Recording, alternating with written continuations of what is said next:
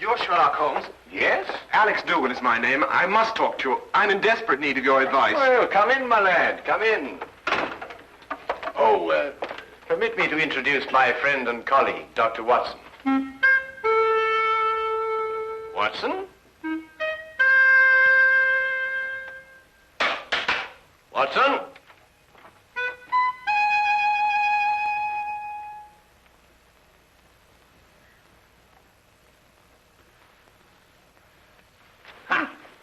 Just as I suspected. Well, Oh, my goodness me, a patient. Oh, I do beg your pardon leaving you standing there like that. Most remiss of me. There, if you'll sit down, I'll be with you in a moment. My dear doctor, Mr. Doogle is not your patient. He's come to see me. Oh? Ah.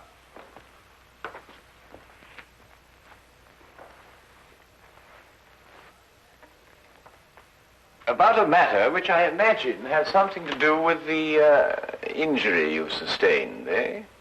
About a matter which might prove even more disastrous to a certain young lady if she's allowed to marry this man without somebody telling her. But on the other hand, how can I tell her when... You're jumping about rather a lot, Mr. Doogle. Mentally, of course. Yes, forgive me.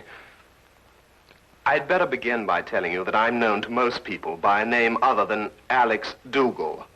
Yes? Aunt Lottie. Aunt Lottie? I write under that name in the Daily Observer. I'm a columnist. But Aunt Lottie? I know. It was the boss's idea. I'm really a sports writer. Don't ask me why I was assigned the job, but I do an advice for the lovelorn column. Oh, I see. You mean the readers write into you telling you their problems? And I answer them. The boss thought they'd be more apt to listen to a nice, sweet old Aunt Lottie than a Alex Doogle. Well, of course, he may have a point there, Mr. Doogle. They listen to me, all right. Act on every word I say. And that's what started all the trouble. You'll have to go back with me 2 weeks. I'd received a letter from a young lady who identified herself only with the initials S.D. She said that her father had just died, and she had nobody to advise her but me. It seems that her fiance was a man of violent temper, and had on one occasion almost throttled another man for even looking at her. She wanted to know if it'd be wise to marry him. I answered her, and a day later in the editorial room, I came to know what I'd touched off.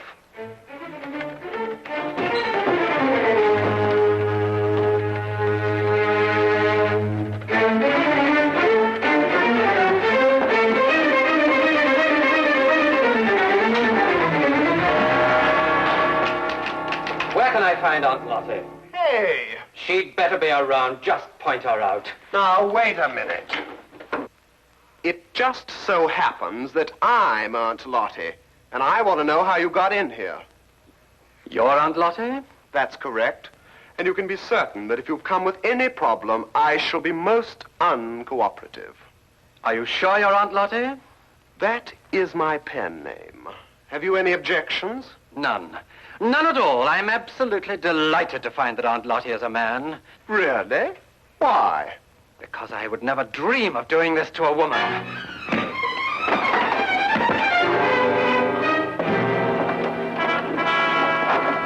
What's the meaning of this? You received a letter the other day from a young lady asking whether it was wise to marry her fiance, a man of violent temper. That's right. You replied in your column yesterday that it would be most unwise. It is, but what's it got to do with you? I know. Don't tell me. You're the fiancé. Aunt Lottie, you have a lot of mending to do. Mending? In your column tomorrow, I want you to take back every word. It's impossible. My publishers would never allow it. Right, then you'll go and see her personally. Her name is Susan Deering. Her address is 116 Chatham Hills Road, Bathampton. When you get back, I shall expect to hear that she has refixed the wedding date. Now, wait a minute. You can't intimidate me. I gave her my honest advice, and I intend to stick to it. What did you say? I intend to...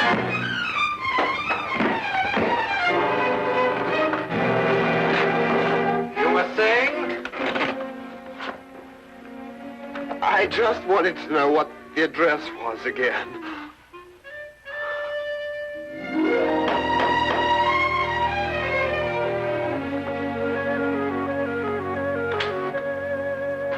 Miss Deering? I'm the housekeeper. Your name, please? Aunt Lottie. No, I have not been drinking. Come in.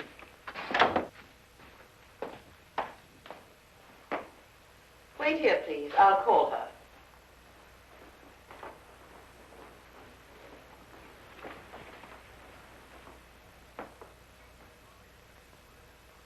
I'd hardly expected when I left London that Miss Susan Deering would be living in surroundings such as this. Most of my readers were shop girls. Girls from a modest background, anyway. But Susan Deering was an heiress. I realized this when I recognized the subject in the painting above the fireplace. He was Oliver Deering, the chemical manufacturer who 6 months ago had suffered a heart attack while pursuing his favorite sport, bicycling. He was undoubtedly her father. How do you do? How do you do? Are you really Aunt Lottie? I'm afraid so. My editor felt it would inspire more confidence than a name like Alex Doogle, which is my own. But I don't agree with your editor at all. Oh, really? I never fail to read your columns. They're always so full of wisdom and understanding. Almost like Father used to talk before he died. Well, thank you. But if I didn't think so, I never would have written to you. Never have called off my wedding. Well, as a matter of fact, that's what I came to talk to you about, Miss Deering. Do you mind if we sit down? Oh, please, yes. Here you're hurt and I've kept you standing. Just a little accident. Nothing at all. Yet. Would you like a pillow or something? Oh, no, thank you. What bothers me more than any little ache is the advice that I gave you in my column. The advice you gave me, but every word of it was so true. It cleared up everything. Well, I felt the same thing at the time also, but after meeting your fiance, Mr. Murdock... You met Jack? Oh, quite by accident. He struck you. I know he forced you to come here and see me. Oh, no, not at all. Then how were you hurt? I fell down the stairs. It was an accident. Forgive me. It's quite obvious that a man like you could never be forced to do anything against his will. Well, I should hope not. But at any rate, after meeting Mr. Murdock, I felt it my responsibility to come here and retract my original advice. Forgive me, Miss Deering. That's what I've been telling her. No one is perfect naturally, but Mr. Murdock is eligible in every other way. He has gold mines in Africa, if that's what Tilda means. And I could be sure he wasn't marrying me for my inheritance. But, Mr. Doogle, you've never seen him when he loses his temper. Miss Deering, have you ever heard of a Dr. Freud? No. A young Viennese. He's invented a new science called psychoanalysis. He says that a temper is a perfectly healthy, normal outlet for emotions. It's quite normal. Mr. Doogle, you know so much. That's my job. I'll write to Jack immediately and tell him it's all right again. Good. And if you have a picture of the two of you, I'll see that it's published in the society page under soon to be betrothed. Mr. Doogle, what's the matter? Something happened to my back when I fell. I wonder, would you mind putting one hand on my shoulder and one in the small of my back and pull? Thank you. Mr. Doogle, you must do something about your back. When you get home tonight, have your wife rub it with liniment. Well, I'm afraid that's not entirely possible, but I'll have the man at the club do it anyway. You mean to say that you're not married? I'm afraid not. It seems that every time I meet a girl that interests me, she's not available.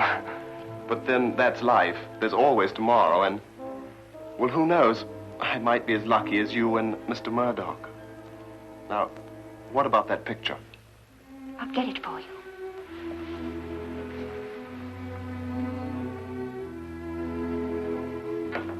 All the way back to London, my eyes kept returning to the snapshot that had been given me, and to Murdock's face. I really hadn't had time to study him when he first came into my office. Everything had happened so fast. But now I had the clinging feeling that I'd seen him somewhere before. But where? And under what circumstances?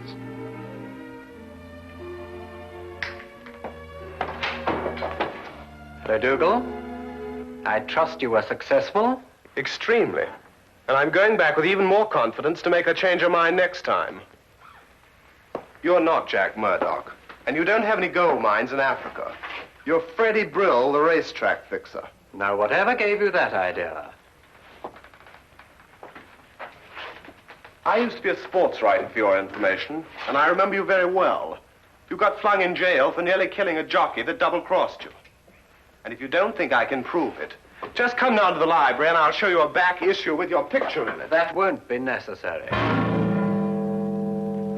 I didn't think it would be. So it's her inheritance you're after, is it? That's it. And I don't think you'll be telling her. What are you going to do? First, I'm going to make you best man at my wedding. What? After today, I can't trust you out of my sight. As best man, you have reason for being at my side every minute. But this is insane. Secondly, I make you this promise. If Susan should learn of my true identity before we're married, I won't make inquiries as to who told her. I'll assume it was you. And if it's the last thing I do, I'll kill you.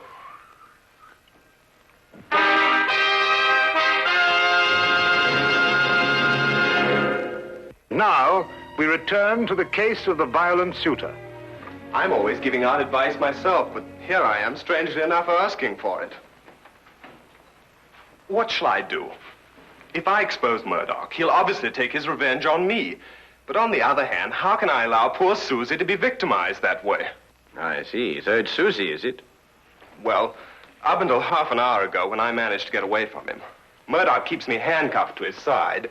And naturally, when he saw Miss Deering, I did also. Ah, yes, quite naturally. Well, there's no point in denying it that she does something strange to me. And I found myself wanting to be the groom instead of the best man. That may very well happen yet, Mr. Doogle. But how, with Murdock still in the picture? We'll remove him from the picture. Well, it's simply stated, Holmes. But surely you don't mean to expose Murdock and risk Mr. Dougle's life. No, Watson. If any lives are going to be risked, they'll be yours and mine. Oh. My plans aren't crystallized yet, Mr. Doogle, but my advice to you is to go back to Mr. Murdock and continue to be his best man. You'll hear from me very soon. I'll do anything you say, Mr. Holmes. Thank you, Mr. Holmes. Not at all. Oh, wait.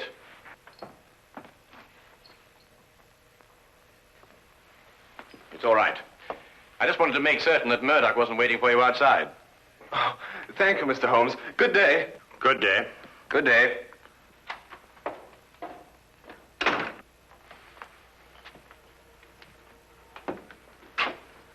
And how do you propose to help Mr. Doogle? By removing Murdock from the picture. But how? By proving that he killed Miss Deering's father. What? Safely behind bars, Murdock could neither marry Miss Deering or harm Doogle. But Miss Deering's father died of a heart attack. He was cycling. You heard it yourself. My dear Watson, it was made to appear as if he had been bicycling. Well, now, really, Holmes, you haven't even left the room. How can you say such a thing? Ah, here it is. I thought I'd kept it. Have a look. When that picture was published in the papers, I showed it to Inspector Lestrade as proof that Oliver Deering was murdered. But the good old inspector, with his usual dim-wittedness, refused to pay any attention to it. Well, I must say I can't see any signs of murder here. Notice Deering's coat. Yes, well, It's buttoned on the left side. so? Have a look at your own. Well, yes, I see that, but... It's my theory that Deering was at home in his shirt sleeves when Murdock struck him a blow on the back of the head that killed him. Then, in an effort to disguise his crime, Murdock, with the aid of a woman, dressed Deering and deposited him and his bicycle on a lonely stretch of country road. But the mistake had been made of buttoning his coat on the wrong side. Yes, but look here, just a minute. You've just talked about a woman. What woman? Well, his accomplice, of course. A woman would be more apt to button Deering's coat on the left side, since it was customary for her to button hers in that way. And talking of coats, I think you'd better take yours. It's going to be chilly in the country tonight. Well, assuming everything you say is true, what's the motive in killing Deering?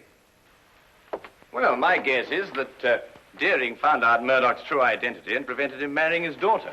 And Murdoch, seeing himself losing a fortune, lost his temper again. Come on, Watson. We'll pick up Lestrade on the way. Right. Take my coat.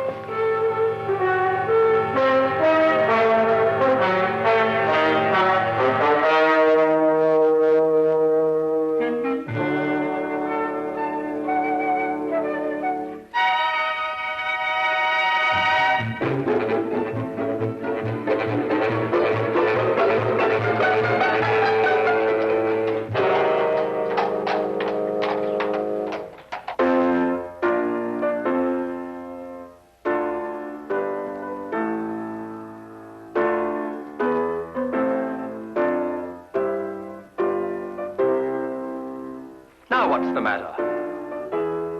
I got a twist in my back. Are you still complaining about that? Don't you talk to him like that. I'll talk to him any way I choose. Not around me, Jack Murdock, you won't. Tea is served. Nothing like a nice cup of tea to relax everyone. If you don't keep your temper, you'll ruin everything. It's all right, Tilda. I'll pour.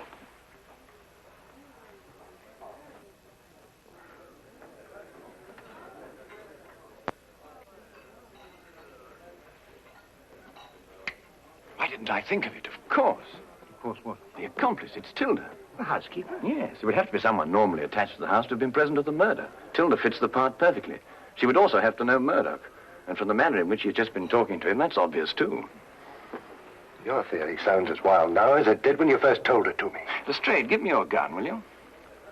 What for? Well, I'm just going to put my theory to the test. Wait a minute. Oh, don't worry. I shan't hurt anyone.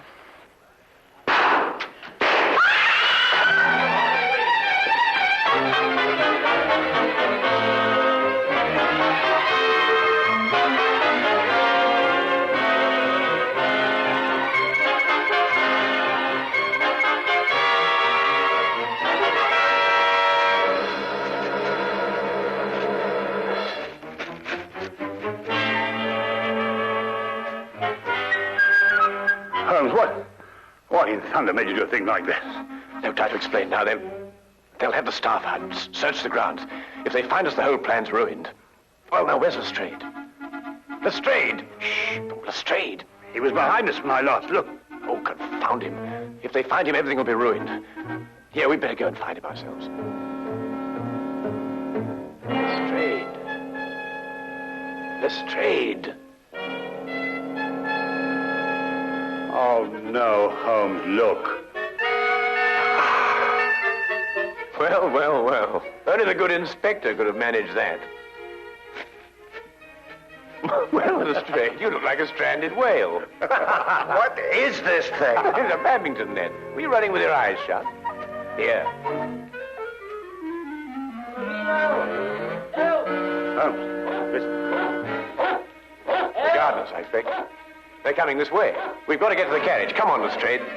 Get me out of this thing. Oh, there's no time for that. Come on.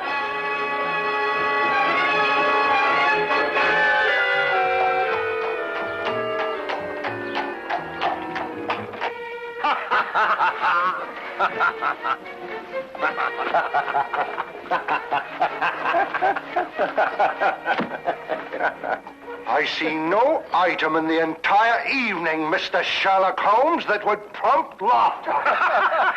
I'm terribly sorry, Lestrade, but I shall cherish the memory of you thrashing about on that badminton court for years to come. I wouldn't find it so amusing, Holmes, if it had been you who had torn that confounded net from its moorings.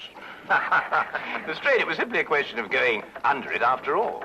And I haven't forgotten that it was your insane behavior tonight that made it necessary for us to be running at all. Yes, what were you up to, Holmes? Those shots, I mean. Yes, I assume there was a purpose. Oh, a very definite purpose, Lestrade. Those 3 bullets were bait for a trap. Odd bait, I must say. I trust it was the perfect bait for our purpose. I only hope that our delayed departure from the Deerings won't make us too late to see the trap sprung. You mean it wasn't sprung at the Deering? There were too many people there, Watson. You see, if my theory is correct, then Jack Murdock's flat should be the place. And I wonder if we can entice this driver to go just a little bit faster. Cabby! Cabby, go as quick as you can.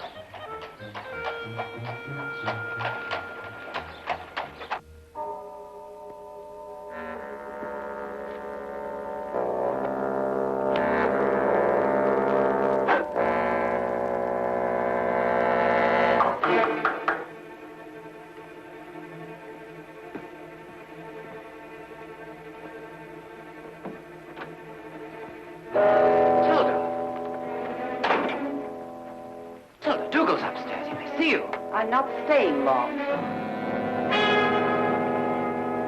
What is this? I'm within 2 days of marrying Susan and grabbing a fortune for us. For yourself, you mean? You never had any intention of sharing it with me. What are you talking about? £50,000 is yours the day I'm married. Didn't I promise it to you? Yes, but your circumstances were different then. I saw you kill Mr. Deering, and you got panicky that I would run to the police. But time's gone by, and now you've found a surer and cheaper way to keep me quiet. What do you mean? Back at the house before, you had someone try to kill me. Tilda, I told you, I swear I know nothing about those shots. You could never make me believe that. There's only one person in this world who would benefit by my death, and that person is you. I'll never feel safe while you're alive. I wouldn't do that if I were you, miss. Drop that gun. You're under arrest. We heard everything you said. You were tricked, Tilda. It was the police fired those shots at you. Well, Mr. Holmes here anyway. I had a feeling it would stir things up a bit. It's an old adage that partners in crime never trust one another. Get down!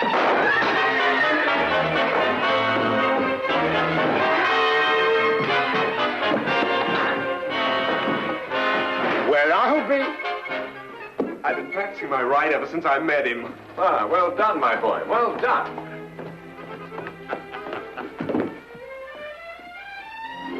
You'd better come along too, miss.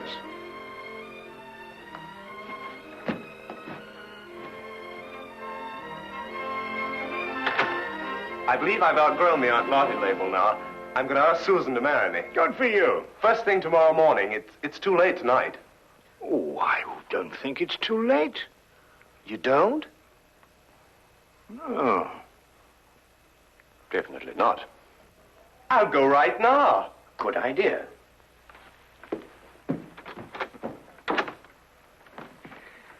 Well, Holmes, you've solved the mystery and brought two young lovers together. I think I'm going to call you Aunt Lottie. What? Oh, no, really, Watson. This time you've gone too far.